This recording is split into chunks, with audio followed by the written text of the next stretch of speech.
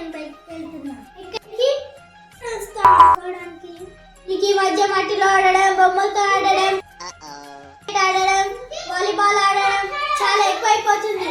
అన్ని మూసుకొని ఇంట్లో కూర్చో. నువ్వు చెప్పలేంటి అక్క, నా ఇష్టం నేను వెళ్తాను. మాటలు మాట్లాడడం అనుకో దెబ్బలు పడతాయి. మూసుకొని ఇంట్లో కూర్చో.